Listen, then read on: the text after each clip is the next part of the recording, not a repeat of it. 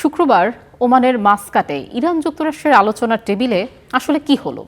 বিশ্লেষকরা বলছেন, পারমাণবিক কর্মসূচিতে আপোষ করার সিদ্ধান্ত নিয়ে ওমানে গেছে তেহরান। বিনিময়ে যুক্তরাষ্ট্র সহ আন্তর্জাতিক নিষেধাজ্ঞা প্রত্যাহার চায় ইরান। তবে ব্যালিস্টিক ক্ষেপণাস্ত্র নিয়ে কোনো ছাড় দিতে রাজি নয় দেশটি। এক্ষেত্রে যদি অনড় থাকে ওয়াশিংটন, তবে ভেস্তে যেতে পারে আলোচনা। সেক্ষেত্রে সংঘাতই অনিবার্য। ওমানের মাস্কটে যখন ইরান যুক্তরাষ্ট্রের প্রতিনিধিদের আলোচনা, তখন আরব সাগরে প্রস্তুত মার্কিন রণতরী ইউএস আব্রাহাম লিঙ্কন। ইরানের ভূখণ্ডে হামলা চালাতে চূড়ান্ত নির্দেশের অপেক্ষায় ছিল এই রণতরীতে অবস্থান নেয়া যুদ্ধবিমানগুলো। সম্ভবত এই কারণেই পরমাণু কর্মসূচি নিয়ে নতি স্বীকারে বাধ্য হল তেহরান। পররাষ্ট্রমন্ত্রীর এই নতি স্বীকারকেই ভালো আলোচনা বলছেন প্রেসিডেন্ট ট্রাম্প।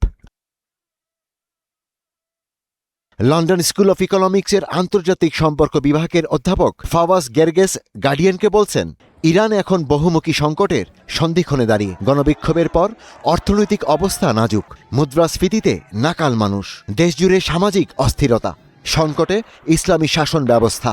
এই অবস্থায় তেহরানের কাছে পারমাণবিক কর্মসূচি নিয়ে বেদনাদায়ক আপোষের কোনো বিকল্প নেই।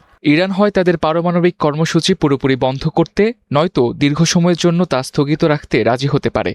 যুক্তরাষ্ট্র যদি সত্যি একটি চুক্তিতে পৌঁছাতে আন্তরিক হয়, তাহলে আমরা হয়তো আনন্দের সঙ্গে দেখব দুই পক্ষই কিছু কঠিন আপোষে যেতে পারে। পারমাণবিক কর্মসূচিতে ছাড় দেওয়ার সিদ্ধান্ত নিয়েই ওমানে গেছেন পররাষ্ট্রমন্ত্রী আরাকচি। তবে যুক্তরাষ্ট্র এই আলোচনার পরিধিকে বাড়িয়ে তেহরানের ব্যালিস্টিক ক্ষেপণাস্ত্র, হিজবুল্লাহ বা হুতিদের প্রতি সমর্থন না দেয়া এবং মানবাধিকার পরিস্থিতিকে অন্তর্ভুক্ত করতে চায়। আর ইরান চায় পারমাণবিক কর্মসূচি নিয়ে চুক্তির বিনিময়ে দেশটির উপর আরোপিত নিষেধাজ্ঞা প্রত্যাহার। নিষেধাজ্ঞা প্রত্যাহার ছাড়া ইরান পারমাণবিক কর্মসূচি ত্যাগ করবে না। নিষেধাজ্ঞার কারণে ইরানের অর্থনীতি ভেঙে পড়েছে, জনগণকে দারিদ্র্যের দিকে ঠেলে দিয়েছে, যা শাসন ব্যবস্থার টিকে থাকার জন্য হুমকি হয়ে দাঁড়িয়েছে। ব্যালিস্টিক ক্ষেপণাস্ত্র এবং আঞ্চলিক মিত্রদের প্রতি সমর্থনের বিষয় ইরান কোনো ছাড় দেবে না বলেই মনে করেন এই বিশ্লেষক।